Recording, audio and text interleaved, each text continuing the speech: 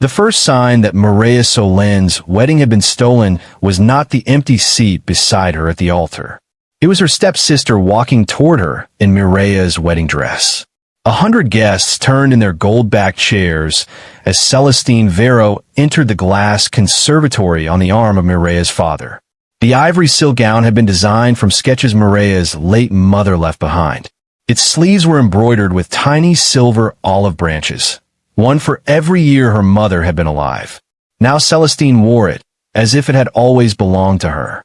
At the altar, Mireia's fiancé, Lucan Artel, did not look surprised. He looked relieved. Mireia stood among the guests in the simple blue dress she had worn that morning while supervising the flowers. Her fingers still held the emergency sewing kit the wedding coordinator had pressed into her hands before disappearing. No one spoke. No one except Celestine.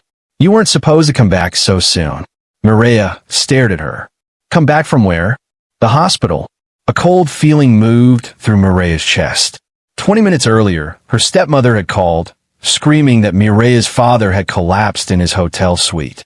Mireia had abandoned the bridal room without changing, raced upstairs, and found the suite empty. By the time she returned, security guards had blocked the private corridor. Now she understood why. Her father, Osric Solen, stood beside Celestine without illness or apology. He kept his eyes on the white roses lining the aisle. Mireia looked at Lucan. "Tell me this is some sick performance." Lucan swallowed. "Mireia, please don't make this harder." "Harder for whom?" His jaw tightened. "Your father's shipping company is failing. Celestine's inheritance from her mother can save it. Our marriage connects the Vero assets to Artel Maritime. This arrangement protects everyone. Everyone except me. This was never meant to humiliate you." She looked around the conservatory. At the guests sitting beneath crystal lights. At the orchestra waiting beside the fountain. At the priest holding the ceremony book. At the flowers Mireia had chosen, the music she had arranged, and the table settings she had spent 6 months designing. They had not merely stolen her groom. They had used every detail she created to stage another woman's wedding. Celestine descended the aisle with a soft smile. "You always were better at planning than keeping a man." A few guests lowered their eyes. Others watched with the hungry stillness of people witnessing a disaster that would feed gossip for years. Then a chair scraped against the marble floor. The sound came from the last row. One man rose. He was tall, broad-shouldered, and dressed in a black suit without a tie. A narrow scar crossed his left eyebrow, disappearing into his temple. He had entered alone shortly before the ceremony and taken a seat where no one else dared sit. Every guard in the room watched him. Every powerful man avoided his gaze. Severin Cade had built an empire from private ports, luxury hotels, and debts that could not be settled in court. He was the most feared crime lord in Aurelia Bay, but people rarely used that description within hearing distance. They called him the Harbor King. Mireia had never spoken to him. She knew only that he owned the conservatory and that Lucan's father had begged him to attend.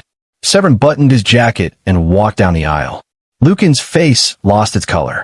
"Mr. Cade, this is a family matter." Severin stopped beside Mireia. "No," he said quietly. "It became my matter when you turned my property into a theater for cowards." Celestine's smile faltered. Osric stepped forward. "We can explain." "Understood perfectly." Severin looked at Mireia, not with pity, but with unnerving concentration. "Did you know?" "No." "Did you agree to surrender the ceremony?" "Of course not." "Then they have a problem." Lucan attempted a laugh. "There is no problem. Mireia and I haven't signed the marriage register. Celestine and I are free to marry." Severin turned toward him. "You sent invitations bearing Mireia's name. You accepted gifts addressed to her. You allowed her to finance part of this ceremony from her mother's trust. Then you lured her away and replaced her." Lucan's father rose. "What exactly do you want, Cade?" Severin's expression did not change. "What I want is irrelevant." He faced Mireia again. "What do you want?"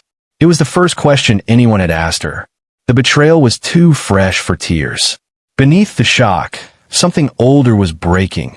The quiet obedience that had controlled her life since her mother died.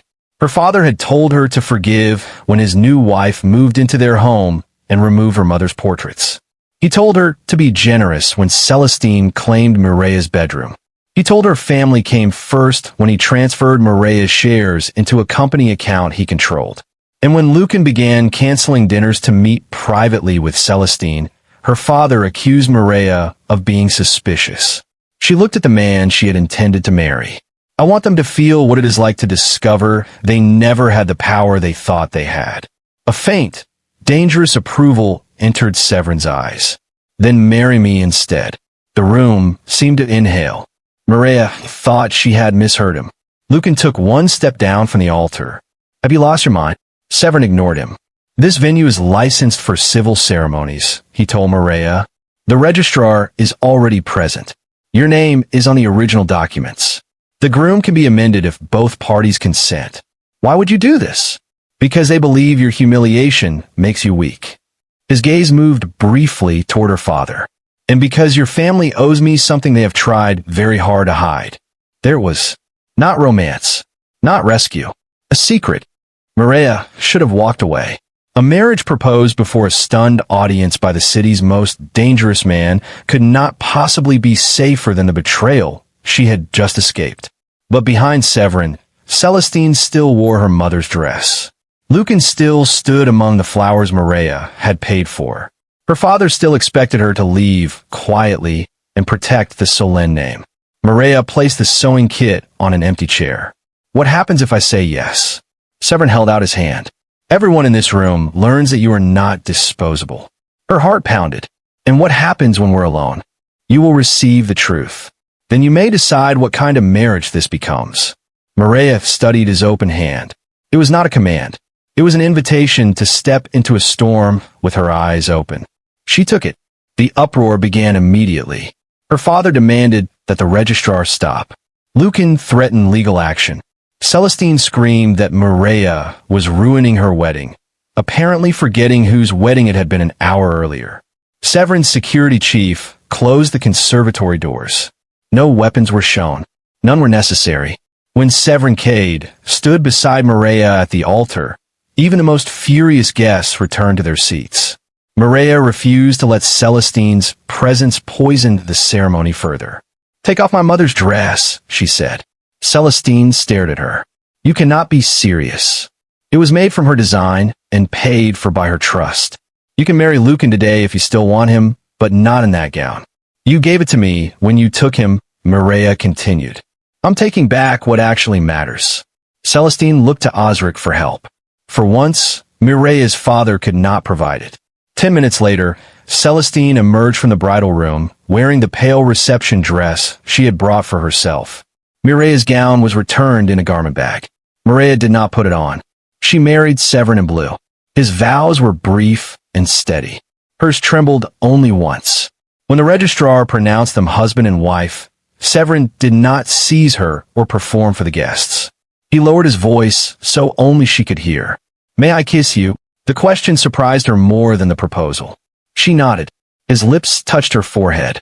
It was restrained, almost formal, yet the tenderness of it nearly opened the door to tears she refused to shed in front of her family. Applause began in the back row and spread uncertainly through the room. Lucan did not join. Neither did Celestine. By sunset, photographs of Mireya standing beside Severin had reached every news site in Aurelia Bay. The abandoned bride had not fled. She had married the harbor king. Severin took her from the conservatory in an armored silver car, but he did not bring her to a dark fortress or a decadent penthouse. The gates opened onto an old coastal observatory overlooking the sea. The house was constructed from pale stone and blue glass. Telescopes occupied the western terrace. Shelves of astronomy books lined the main hall. Mireya turned slowly. This is your home? You expected a dungeon? I expected more black marble. That is my brother's taste. He believes menace is a decorating style. A laugh escaped her before she could stop it. Severin glanced at her, and for one brief moment, he looked less like the man entire corporations feared. A gray-haired woman entered carrying a tray of tea and sandwiches. This is Dina, Severin said. She manages the house and has ignored my instructions for 15 years. His instructions are generally foolish, Dina replied. She looked at Maria's blue dress, then at the simple wedding band on her finger. I see today was eventful. That is one word for it, Maria said. Dina gave Severin a severe look. Did you at least feed your wife before marrying her? I had other priorities. Of course you did. She led Maria to a bedroom overlooking the water.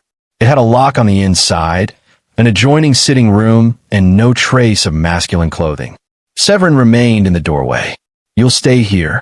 I used the room across the corridor. You said you would tell me the truth. I will. After you eat. No. His eyebrow lifted. Mireya folded her arms. I've spent most of my life accepting explanations whenever other people decided I was ready. I'm finished with that. Severin regarded her for several seconds. Then he entered the sitting room and placed a thin file on the table. Your mother, Leora, owned 41% of Solène Maritime. I inherited those shares. You inherited voting rights. Your father retained temporary administrative control until your 30th birthday or marriage. Mireya froze. My birthday is in 6 weeks. Yes. Then marrying Lucan would have ended father's control immediately. It would have transferred shared authority to your spouse under a clause your father added after your mother's death. She stared at him. Lucan knew. His family drafted the amendment. A sick realization unfolded. Lucan had not planned to marry Celestine from the beginning. He had planned to marry Mireya, gain authority over her shares, and help Osric sell the company's eastern port. Why replace me today? Because I blocked the sale 3 nights ago. Once your father realized marrying you to Lucan would no longer save the agreement, Celestine became more valuable. Her mother's estate holds warehouses needed for a different deal. Mireya gripped the back of the chair. So today wasn't about love. Not on their side. Why did you block the sale? Severin opened the file. Inside were photographs of rusted cargo containers, altered manifests, and handwritten lists of names. Someone has been using Solène ships to transport traffic workers through the eastern port. Your mother discovered the route 12 years ago. Mireya's breath stopped. She was killed in a car accident. Severin's silence gave her the answer before his words did. The brakes were tampered with. Mireya stumbled back and sat down. No. She contacted my father for protection 2 days before she died. He refused because helping her would have started a war with the Ardle family. Your father knew? Yes. And you? I was 22. I found her letter after my father's death. She looked at him through sudden tears. Why didn't you come to me? I tried. Your father intercepted every request. You could have forced a meeting. Yes. Then why didn't you? His face hardened, but not with anger. With my reputation, appearing at your door would have warned everyone watching you. I chose surveillance instead. You watched me. I protected you from a distance. That isn't the same thing. No, he said. It isn't. His willingness to accept the accusation unsettled her. Mireya looked again at the evidence. Why marry me? Marriage ends your father's administrative control. But because I was not named in his amendment, authority over your shares returns solely to you. You study my mother's trust. I study every contract that can destroy my enemies. At least that is honest. It is not the entire answer. What is? Severin glanced toward the darkening sea. Your mother saved my sister's life. Years earlier, before the city feared his name, Severin's younger sister Anouk had escaped men who intended to use her as leverage against their father. Injured and terrified, she collapsed near one of Leora Solène's warehouses.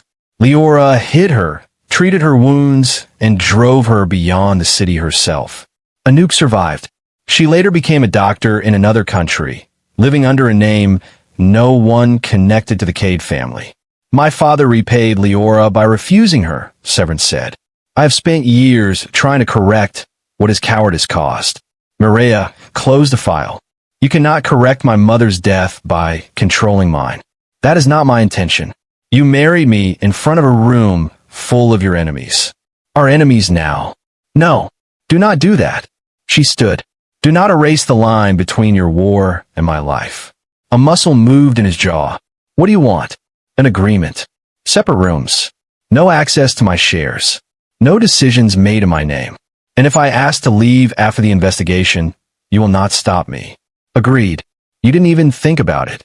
I considered those terms before I proposed. And if I had said no, I would still have stopped the port sale. For the first time since the conservatory, Maria believed she might not have traded one trap for another. But the evidence against her family was not complete. The original shipping ledgers had disappeared. Without them, the photographs proved suspicious activity, but not who ordered it. Severin suspected Lucan's father, Castleartle, yet several signatures pointed toward Osric. Mireia refused to hide inside the observatory while Severin's men investigated. She had worked as a restoration architect for the Solène Foundation and knew every old building owned by the company. Her mother often stored sensitive papers in spaces everyone else considered useless. There's an abandoned customs house beneath the western dry dock, she said. Mother supervised its restoration before she died. Severin opposed taking her there. Mireia opposed being opposed. You asked what I wanted at the wedding, she reminded him. Do not stop asking now. They went before dawn with 2 security vehicles and Severin's chief, Bastian Rowe. The customs house smelled of salt, wet wood, and machinery. Mireia studied the original floor plan, tapping walls until she found a hollow section behind a broken brass clock. Inside was a metal box. It contained no ledgers, only a small audio recorder and a photograph of Leora standing beside a much younger Osric, Castleartle, and Severin's father. On the back, her mother had written one sentence. For men built the route. Only one tried to leave. Mireia turned toward Severin. You said your father merely refused to help her. That is what Anouk told me. Then either she lied, or you did. Bastian reached for the photograph, but Severin stopped him. A sound came from the floor above. A footstep, then another. The customs house lights went out. Severin moved Mireia behind a stone pillar as glass shattered across the hall. His security team spread through the building. There were no wild gunshots, only quick movements, muffled blows, and commands spoken into radios. Someone ran toward the rear exit carrying the metal box. Mireia saw him before Severin did. She stepped into the aisle and pulled the emergency chain on the old loading gate. The rusted barrier crashed down, trapping the intruder's coat beneath it. Bastian caught him seconds later. The man was not an Artelgard. He was Merrick Voss, Mireia's father's personal driver, the same man who had driven Leora on the night she died. At the observatory, Merrick refused to speak until Mireia entered the interview room. You look like her, he whispered. Did you kill my mother? His eyes filled with terror. I was ordered to switch the vehicle. I didn't know they had cut the brake line until afterward. Who ordered you? Your father. The answer struck harder than Mireia expected, although part of her had already feared it. Merrick explained that Osric had become trapped between Castleartle and Gavin Cade, Severin's father. All 3 men profited from illegal shipments disguised within ordinary cargo. Leora discovered the operation and threatened to expose them. Osric begged her to stay silent. When she refused, he approved the plan to frighten her into surrendering the evidence. Castle ordered the brake line cut. Gavin provided the mechanic. They claimed her death was an accident. No one believed it. What was on the recorder? Mireia asked. Merrick shook his head. Your mother's confession. Names, dates, account numbers. Your father took it from the box years ago. Then why were you searching tonight? Mr. Solène received a message saying another copy existed. Severin stood in the corner, perfectly still. Mireia faced him. Your father helped kill my mother. Yes. And you knew he was involved. I knew he had financed the route. I did not know about the mechanic. You let me believe his only crime was refusing to protect her. I told you what I could prove. You told me the version that made it easier for me to trust you. He did not deny it. That hurt more.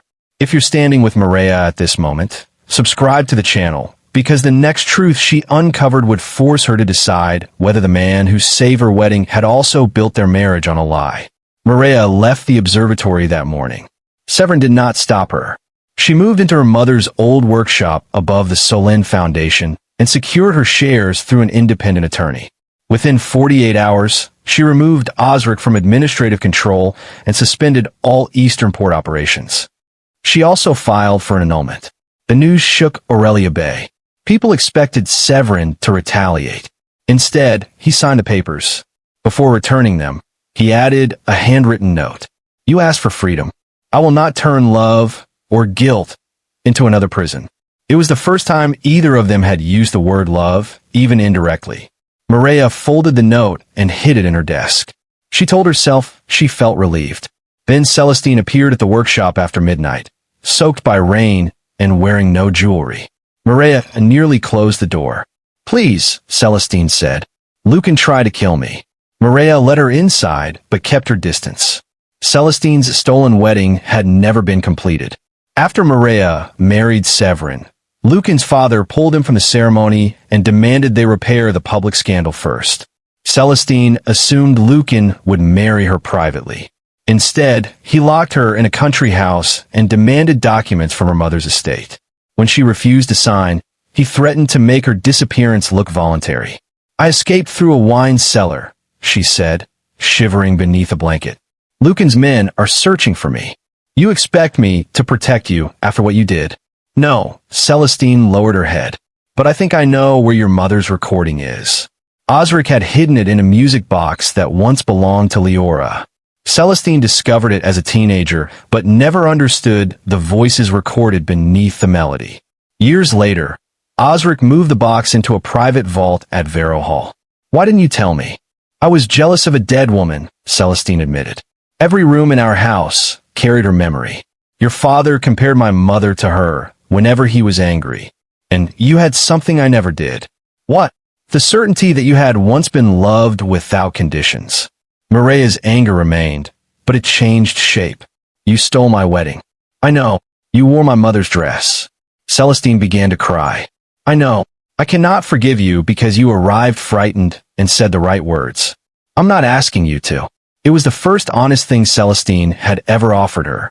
Maria contacted Bastian, not Severin. Within an hour, security surrounded the workshop. Bastian informed her that the Ardle family had moved against Severin's docks. Lucan believed Severin had hidden Celestine. Where is my husband? Maria asked before remembering the annulment papers. Bastian noticed. He is at Harbor 9. Is he safe? No. The words stripped away every argument she had rehearsed. Maria looked at Celestine. Can you open a vault? Yes. Then we retrieve the recording.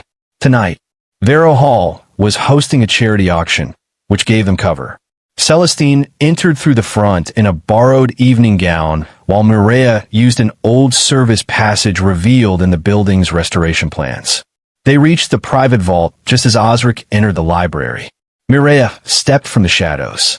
Her father stopped. For several seconds, he looked almost glad to see her. Then his gaze found Celestine beside the vault. You foolish girls have no idea what you are doing. I know what you did to Mother, Maria said. Osric's face aged before her eyes. I loved Leora. You chose your business over her life. I tried to stop Castle. You approved the plan. I believed they would frighten her. And afterward, you spent 12 years protecting them. I was protecting you. Maria laughed bitterly. Every betrayal in this family arrives wearing those words. Osric moved toward the desk. Celestine blocked him. Don't. His expression sharpened. After everything your mother and I gave you, you gave me Maria's leftovers and taught me to call them love. Osric lunged for the drawer. Maria pulled the fire alarm. As bells thundered through Vero Hall, guests poured into the garden and security doors unlocked automatically. Bastian's team entered with financial crimes officers Maria's attorney had contacted earlier. There would be no private punishment, no disappearance, no body in the harbor. Maria wanted her father exposed before the law and the city he had deceived. Celestine opened the vault. The music box was inside. So was Lucan. He emerged from behind the vault door, grabbed Celestine, and pressed a knife beneath her jaw. You always choose the wrong sister, he told Maria. Osric backed away in horror. Lucan, release her. Lucan smiled. You taught me family was just another asset. He demanded the music box and safe passage out of the city. Maria held it in both hands. Give it to him, Celestine whispered. Lucan pressed the blade closer. Maria studied the room, the narrow balcony, the polished floor, and the heavy velvet curtain beside Lucan's shoulder. Months earlier, She had supervised repairs to the library. She knew the curtain's brass support had never been properly secured. She threw the music box toward the balcony. Lucan turned instinctively. Celestine drove her heel into his foot and dropped. Mireia pulled the release cord. The brass rod crashed across Lucan's wrist. The knife fell. Bastian entered and forced him to the floor before he could recover. The music box struck the balcony rail, but did not go over. Osric ran for it. Celestine reached it first. For one suspended second, Mireia wondered if her stepsister would destroy the evidence and protect the man who had raised her. Celestine looked at Osric. Then she handed the box to the officers. "Everything you stole," she said, "ends tonight." The recording contained Leora's voice, calm despite the fear beneath it. She named the companies, accounts, and men involved. She described threats made by Castle, Gavrin, and Osric. At the end, she left a message for Mireia.